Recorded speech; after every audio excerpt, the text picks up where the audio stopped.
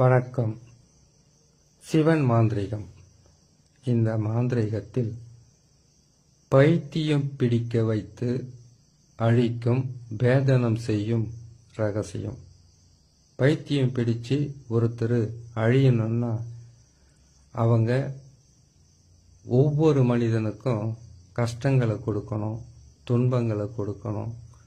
குடும்பத்துக்கு அடங்காத, ஊருக்கும் அடங்காத பெண்களை ஏமாற்றியவர்களையும் பணத்துக்காக, சொத்துக்காக, தங்கத்துக்காக, இல்லை பகைக்காக மற்றவங்களை கொடூரமாக அழிக்க நினைப்பவர்களையும், வீணான மற்றவர்களுக்கு தொல்லைகளை கொடுக்குறவங்களையும்.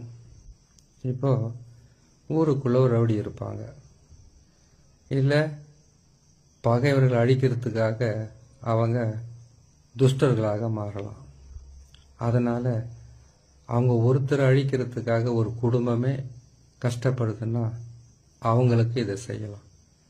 பெண்களை மானபங்கம் செய்கிறவங்களுக்கு இதை செய்யலாம். இல்லை நல்ல பிள்ளைகளையும் மனைவியும் இருக்கிறவங்கள குடும்பப்படுத்துறது, கஷ்டப்படுத்துறது, துன்பப்படுத்துறது, அவங்களுக்கு தினம் தினமும் சித்திரவதை செய்கிறவங்களவே இந்த மாதிரி பேதனம் செய்யலாம்.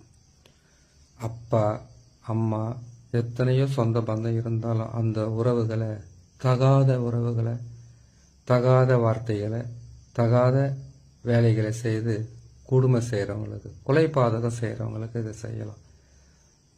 ஏழை மக்களை ஏமாற்றவங்களும் மற்றவங்களுக்கு துன்பத்தை தர்றவங்களுக்கும் இதை செய்யலாம். உண்மையாக பார்க்க போனால் பைத்தியம் பிடிக்க வைக்கிறதுன்றது சர்வ சாதாரண ஒரு மாந்திரிகம் கிடையாது. இதை செய்யறதுக்கு எத்தனை வகையான பொருட்களை சேகரிக்கணும் தெரியுங்களா? முதலில் அந்த பைத்தியம் பிடிக்கணுன்னாக்கா நார்மலான மனுஷன், சாதாரணமான மனுஷன் ஏதோ கோபத்தில் ஒரு சண்டை போடுறாங்க, திட்டுறாங்க, ஒரு அடி அடிக்கிறாங்க, ஏதோ ஒரு பிரச்சனையால் போகிறாங்க. கால நேரம் கெட்டு இருக்கிற நேரத்தில் மற்றவங்களுக்கு பகையாக இருப்பாங்க, விரோதமாக இருப்பாங்க. ஆனால் இந்த கொடூரமான பைத்தியம் பிடிக்கிற விஷயத்த செய்யணும்னாக்கா இதே வேலையாகவே மற்றவங்களை ஏமாத்துறது, அடிக்கிறது, கொடுமைப்படுத்துறது, பெண்களை தவறான பாதைக்கு செய்ய சொல்கிறது, இல்லை ஏமாத்துறது, இல்லை அவங்கள வழிப்பறி செய்கிறது, இல்லை அவங்கள ஏமாற்றி காசு பணத்தை பிடுங்கிறது, இந்த மாதிரிலாம் செஞ்சு ஆகணும் கட்டாயப்படுத்துறது. எத்தனையோ கொடுமைகளில் கொலைபாதகமும் ஒன்று. இது எல்லாம் செய்ய தூண்டக்கூடிய ஒரு சில மனிதர்களை தான் இந்த மாதிரி செய்யணும். இல்லை ஒரு குடும்பமே அழிஞ்சாலும் பரவாயில்ல, ஒரு குடும்பம் சர்வநாசமானாலும் பரவாயில்ல, தான் மட்டும் நல்லா இருக்கணுன்ற கெட்ட எண்ணம் உள்ளவங்களை இந்த பைத்தியம் செய்து பைத்தியம் பிடிக்க வைத்து சாகடிக்கலாம். ஆனால் இது சாதாரணமாக மரணமாக இருக்காது. கொடூரமாக கஷ்டப்பட்டு திங்கிற சோத்துக்கும் போடுற துணிக்கும் அவங்க வாழற வாழ்க்கைக்கும் வித்தியாசப்பட்டு தெரு தெருவா, ஊர் ஊரா மற்றவங்களை எப்படியெல்லாம் அவங்களுடைய மனசை கஷ்டப்படுத்தி அவங்கள எப்படியெல்லாம் துன்பப்படுத்துனாங்களோ அதை விட 100 மடங்கு துன்பப்பட்டு யாருன்னு தெரியாமல், எந்த ஊருன்னு தெரியாமல் ஊர் ஊராக சுற்றி மரணிக்கிறது பேர் தான் பைத்தியம் பிடித்து அழிவத்தை தரக்கூடிய பேதனம் செய்கிறது. இந்த பேதனத்தை செய்யணும்னு கேட்டிங்கன்னா முதல்ல இதுக்கு தேவையான பொருட்கள். இந்த தேவையான பொருட்களை பொறுத்த வரைக்கும் அந்த யாருக்கு நீங்கள் இந்த மாந்திரிகத்தை பயன்படுத்தணுமோ அவங்களுடைய புகைப்படம், அந்த ஃபோட்டோ அது இருக்கணும். அவங்களுடைய பேர் கட்டாயமாக இருக்கணும். அவங்களுடைய அம்மா பேர், அவங்களுடைய குலதெய்வம் பேர். முன்ன பின்ன தெரியாதுங்க, அவன் யாருன்னு தெரியாது, அந்த அம்மா யாருன்னு தெரியாது. ஆனால் இந்த மாதிரி சித்திரவதை செய்கிறாங்க, இந்த மாதிரி கொடுமை பண்ணுறாங்கன்னு கேட்டிங்கன்னாக்கா எந்த பொருளுமே இல்லாத ஒருத்தருக்கு பைத்தியம் பிடிக்க வைக்க முடியாது. எல்லாம் மாந்திரிகரை சொல்கிறது தான். காலடி மண், தலைமுடி, வேர்வை தண்ணிப்பட்ட அந்த துணி. எதுக்காக இது கேட்பாங்கன்னு கேட்டிங்கன்னாக்கா காலடி மண், அவங்க காலடி மண் இன்னொருத்தரோட காலடி மண் ஆகாது. அந்த காலடி மண் பட்டா அவங்களுடைய அஸ்திவாரத்தையே ஆட்டி படைக்கலாம். அடுத்தது முடி. அவங்க உடலிருந்து இருக்கக்கூடிய நீர்ச்சத்து அதனுடைய வாசனையாலையும் அதனுடைய பலத்தாலையும் வரக்கூடிய தலைமுடி, அவங்க உடலில் வேர்வை துளியால் நனையப்பட்ட ஒரு துணி. இதை விட இன்னும் ஒரு தவறான வழியெல்லாம் இருக்குது. அது ரொம்ப அசிங்கமாக இருக்கும் சொன்னால் அதெல்லாம் செய்ய முடியாது. அது இந்த காலகட்டத்துக்கு சரி வராது. அதனால் இந்த பொருட்களில் ஏதாவது ஒன்றாவது இருக்கணும். சரி, அவங்க இந்த மாதிரி கெட்டதை செய்கிறவன் இதெல்லாம் எங்ககிட்ட கொடுக்க முடியுமா அப்படின்ற ஒரு கேள்வி வரும், கட்டாயமாக வரும். அப்படி இருக்குதுன்னு கேட்டிங்கன்னாக்கா அதுக்கு நீங்கள் செய்ய வேண்டியது அவங்களுடைய புகைப்படம், ஃபோட்டோ, அடுத்தது அவங்களுடைய பேர், அவங்க அம்மா பேர், குலதெய்வம் பேர்.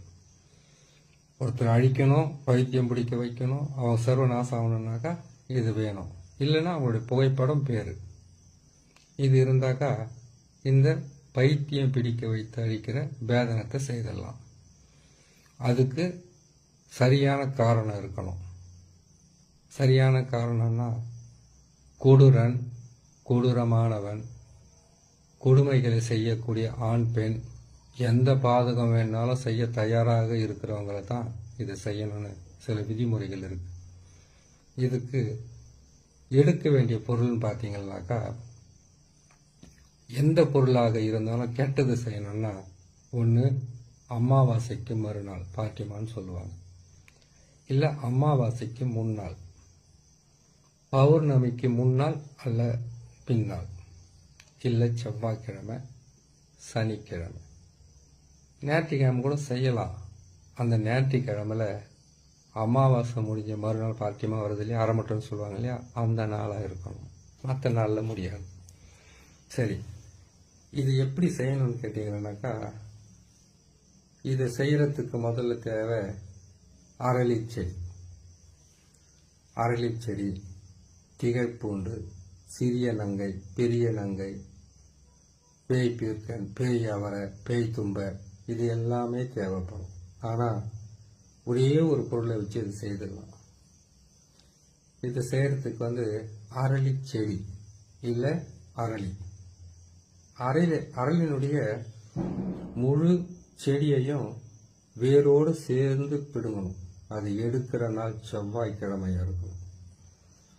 இதையெல்லாம் மாந்திரிகம் செய்கிறவங்க ஒவ்வொருத்தரும் எடுத்து பதப்படுத்தி வச்சுக்குவாங்க, இல்லை எடுத்து அரைச்சி வச்சுப்பாங்க, இல்லை பொடியாக்கி வச்சுக்கிட்டு இருப்பாங்க.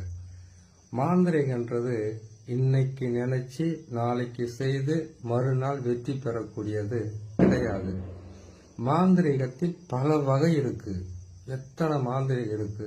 மலையாள மாந்திரிகம், கேரளா மாந்திரிகம், சோட்டானிக்கரையம்மன் மாந்திரிகம், காளி மாந்திரிகம், துர்கை மாந்திரிகம், அதே போல் கேட்டிங்கன்னாக்கா ருத்ர மாந்திரிகம், சிவன் மாந்திரிகம், இப்படியெல்லாம் பல வகையில் மாந்திரிகம் இருக்கு.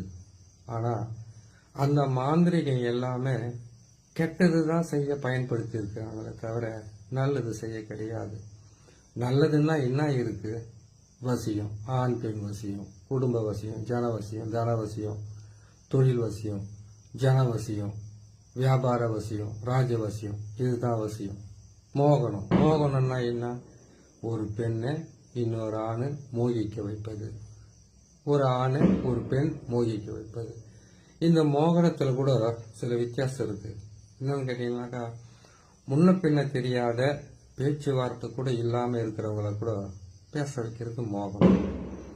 அதே போல ஆகர்ஷணம், ஆத்மாக்களை வசியப்படுத்தி இந்த ஆகர்ஷணத்து மூலியமா தெய்வ சக்திகளை பெறுவதும், தெய்வ சக்திகளை நமக்குள்ள நாம அதை நம்ம உடலிலும் சரி பேசுகிற வார்த்தையிலையும் அதை பயன்படுத்தி செய்கிறது, ஆத்மாக்களை வசியம் செய்கிறது. இது மட்டும்தான் செய்ய முடியும். மீதி இருக்கிற 5மே கெட்டது தான். இதை கூட கேட்டீங்கன்னாக்கா 100ல் 10 பேர் இல்லை 20 பேர் தான் தெய்வ சக்தி வேணும், பல வகையான சக்தி வேணும்னு கேட்பாங்க. இச்ச சக்தி, கிரிய சக்தி, ஞான சக்தி எல்லாம் வருது இல்லையா, அந்த மாதிரி சக்திகளுக்கு உண்டான வழிகளை சிலர் தான் கேட்பாங்க. இது வேகமான உலகம், இந்த உலகத்தில் சரியான பாதையில் போகிறவங்க ஏற்கனவே வசதி வாய்ப்புகளோடு இருக்கிறவங்க இருப்பாங்க. கஷ்டப்படுறவங்களாம் ரொம்ப கஷ்டப்பட்டுக்கிட்டு தான் இருப்பாங்க. சரி, பைத்தியம் பிடிக்க வைத்து அழிக்கிற வேதனத்தை பற்றி பார்க்கலாம். இப்போ ஒரு அரைலை செடியை எடுத்து அந்த ஆணி வேறு அறுபடாமல் பிடுங்கி அது மொத்தமே ஒரு உரலில் போட்டு, அதை கல்வன்னு சொல்லுவாங்களே, அதில் போட்டு சுத்தமாக அரைக்கணும். இதை அரைக்கும்போது பைத்தியம் பிடிச்சு அழிக்கக்கூடியவங்களுக்கு செய்ய வேண்டியது திகழ்பூண்டு. திகழ்பூண்டு உங்கள் கைப்படாமல் சேர்த்துக்கணும். திகழ்பூண்டோடு சேர்ந்து இதுக்கு சிறிய நங்கை, பெரிய நங்கை, பேய் விரட்டி, அடுத்தது பேய் தும்பை, இதை மட்டும் எடுத்த போதும். பேய் அவரை, பேய் பீர்க்கன், இதனுடைய சாறு விட்டு தான் அரைக்கணும் என்ற விதி இருக்கு. அவ்வளோ பெரிய இதெல்லாம் செய்ய வேண்டியதில்லை. இதை அரைச்சிக்கிட்டு இதுக்கு எருக்கனுடைய பால், எருக்கன், வெள்ளை எருக்கனாக இருக்கட்டும், அந்த ஊதா கலர் இருக்கிற எருக்கனா, அதனுடைய பாலை விட்டு அரைச்சி உருவ பொம்மையை செய்யணும். உருவ பொம்மையை செய்து, இந்த உருவ பொம்மையை செய்து தெற்கு முகமாக தலைப்பகுதியை செய்து வச்சுட்டு, உடல் பகுதியை, அதாவது பிணத்தை பிரிக்கும் போது எப்படியெல்லாம் வைப்பாங்க, தெற்கு பக்கமாக தலைப்பகுதியை வைப்பாங்க, வடக்கு முகமாக பார்க்குற மாதிரி வைப்பாங்க. அந்த மாதிரி இதை நீங்கள் பயன்படுத்தணும். சரிங்களா? இதை பயன்படுத்திட்டு அந்த உருவ பொம்மையை செய்துட்டு இதுக்கு எருக்கம்பூவு, அடுத்தது அரளிப்பூவு, அதுக்கு அடுத்தது கேட்டிங்கன்னாக்கா தும்பை பூ. இந்த பூவால் அலங்கரிக்கணும். அலங்கரிச்சுட்டு மார்பு பகுதியில் இரும்பு தகுட்டால் பேர் எழுதணும். பேரை எழுதி இதுக்கு நீங்கள் போட வேண்டிய மை பார்த்தீங்கன்னாக்கா பிண்ட தைலம். பிண்ட தைலத்தை அந்த தகுட்டில் பேரை எழுதிட்டு அதில் அந்த தைலத்தை மையை அதில் தடவிடணும். தடவிட்டு இதுக்கு உண்டான வேதனை மந்திரன்றதுன்னு கேட்டிங்கன்னாக்கா நசி நசி நசி மசி மசி மசி பிரி பிரி பிரி நசி நசி. இந்த எழுத்தை மட்டும் 1008 முறை அவங்களுடைய பேரை சொல்லி மந்திரத்தை சொல்லணும். இந்த மந்திரத்தை சொல்லிட்டு இது வடக்கு முகமாக பார்க்குற மாதிரி தெற்கு பக்கம் தலை இருக்கிற மாதிரி வைக்கிறோம் இல்லையா, வச்சுட்டு இந்த தகடவை நெஞ்சு பகுதியில் வச்சு முள்ளம்பன்றியோட முள்ளால் இந்த பிண்ட மையை எடுத்து குத்தணும். எங்கே குத்தணும்? இது ஒரு மாந்திரிக பாவையை செய்து எப்படியெல்லாம் குத்தணுன்றது ஒரு முறை சொல்கிறோம். இதை அழிக்கணும்னா மார்பு பகுதியில் ஒன்றும், தலைப்பகுதியில் ஒன்றும். தலைப்பகுதியில் நெத்தி பகுதியில் இதை குத்தக்கூடாது. உச்சியில் குத்துவாங்க வேதனை செய்யணும்னா. உச்சியில் குத்தும்போது மொத்தமே குத்த வேண்டியது மார்பு பகுதியில் ஒன்று, வலது பக்கம். இடது பக்கம் இதய துடிப்பு இருக்கும், உயிர் போயிடும். வலது பக்கத்தில் குத்தணும். நீங்கள் வலது பக்கத்தில் பன்றியோட முள்ளில் பிண்ட தைலத்தை தடவி அங்கே குத்திட்டு இந்த மந்திரத்தையும் அவங்களுடைய பேரையும் சொல்லி குத்திட்டு அவங்களுடைய புகைப்படத்தை உச்சந்தலையில் வச்சு இந்த முள்ளை குத்திடுவாங்க. பன்றியோட முள்ளை குத்திட்டு இதை கொண்டு போயிட்டு இதுக்கு கிருஷ்ணாயில், பெட்ரோல் இல்லை கற்பூரம் இது எல்லாமே ஊற்றி ஏதாச்சும் ஒன்று போட்டு எரிப்பாங்க. ஃபோட்டோவோடு எரித்து இதை கொண்டு போய் முதல்ல சுடுகாட்டில் ஒரு உருவ பொம்மை செய்து இந்த சாம்பலை போட்டு தலை கீழவும் கால் மேலவும் வர்ற மாதிரி புதைப்பாங்க. ஒன்றாச்சு. இரண்டாவது கேட்டிங்கன்னாக்கா இன்னொரு உருவ பொம்மையை செய்து இந்த சாம்பல் அதில் போட்டு கால் மேலவும் தலை கீழவும் ஒரு இடத்துல புதைக்கிறோம் இல்லையா சுடுகாட்டில். இடுகாட்டில் ஒரு பக்கமாக நம்ம படுக்கும்போது ஒரு பக்கமாக படுப்போம், அந்த மாதிரி ஒரு பக்கம் பதிப்பாங்க. மீதி இருக்கிற சாம்பலை கொண்டு போயிட்டு அந்த யாருக்கு பைத்தியம் பிடிக்க வைக்கணுமோ அவங்க போகிற வர்ற பாதையில் போட்டு விட்டு அவங்க வீட்டு வாசலில், அவங்க வீட்டுக்கிட்டலாம் போக முடியாதுங்க அப்படி இல்லைன்னு கேட்டிங்கனாக்கா அவங்க போகிற வர்ற பாதை இருக்கும், அந்த பாதையில் போகணும். அடுத்தது முக்கூட்டு வழியில் போகணும். இதனுடன் வேப்ப எண்ணெய் இல்லை எட்டி மரத்தினுடைய எட்டி விதையினுடைய தைலம் ஒன்று இருக்கும். அதெல்லாம் இப்போ கிடைக்கிறது ரொம்ப கஷ்டம். எட்டி தைலம் இதை வச்சு என்ன பண்ணாங்க கேட்டிங்கன்னா அதில் போட்டு இது பண்ணிட்டு அவங்க வீட்டுக்கு மேற்கு திசையில் போய் புதைப்பாங்க. அப்போ இதை புதைச்ச உடனே இதுக்கு இந்த மந்திரத்தை சொன்னால் உயிரூட்டம் வந்துடும். உயிரூட்டம் வந்த உடனே முதல்ல அவங்க பைத்தியம் பிடிச்சு வேதனை ஆகி அதுக்கப்புறம் தான் மரணம் அடைவாங்க. இதோட செயல்பாடுகள் எப்படி தெரியுமா இருக்கும்? எவ்வளவோ பிரச்சனை பண்ணிக்கிட்டு இருந்தாங்க. அவங்க விழுறது கட்டாயமாக இந்த வேதனன்ற ஒரு மாந்திரிகத்தை பயன்படுத்தினாக்கா விழுந்தா முதல்ல தலையில தான் அடி விழும், இல்லை முகத்தில் அடி விழும், இல்லை தலையில் நீங்கள் எங்கே ஊசி குத்துறீங்க பாருங்க அதுக்கு இடது பக்கமாக அடிப்படும். அது விபத்தாக இருக்கலாம், சண்டில் அடிப்படுறதா இருக்கலாம், இல்லை ஏதோ தவறி தலையில் விழுந்த மாதிரி இருக்கலாம், இல்லை அவங்களும் தலையை போய் செவத்தில் இடிச்சுக்கிற மாதிரி இருக்கலாம், இல்லை ஏதோ ஒரு கொடூரமான ஆயுதத்தால் தாக்கப்படுற மாதிரி இருக்கலாம். வண்டி வாகனத்தில் போனால் கூட சரி இடிப்படுறது தலையில் தான் இருக்கும். அப்படி ஆகும்போது தன்னை தானே இழந்து தன்னுடைய சுயநினைவை இழந்து அவங்க பைத்தியம் பிடிச்சு அவங்க பல வகையில் கஷ்டப்பட்டு ஊராக சுற்றி தெருவாக சுற்றி கிழிஞ்ச துணியோட போகிற துணியும் சரியில்லாமல் உணவும் சரியில்லாமல் ஏதாவது ஒரு ஊரில் போய் மரணம் அடைவாங்க. இது செய்கிறது படு பாதகம்தான், செய்யக்கூடாது.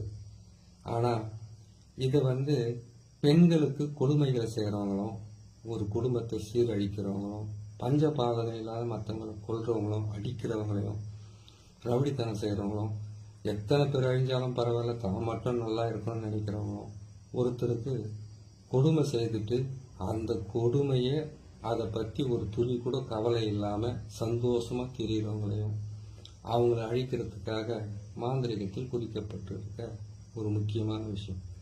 அதனால் இதை செய்யக்கூடிய நாள் சனி, செவ்வாய், அமாவாசைக்கு முன்னால் பின்னால், இல்லை பௌர்ணமிக்கு முன்னால் பின்னால், இல்லை ஞாயிற்றுக்கிழமையில் வரக்கூடிய அமாவாசைக்கு மறுநாள். இந்த நாளில் செய்தால் இந்த காரியம் கடுமையான பாதிப்புடன் மரணம் அடைவதற்குண்டான வழியை கொடுக்கும். செய்து பாருங்கள். இன்னொரு நல்ல பதிவோடு நான் பார்க்குறேன்.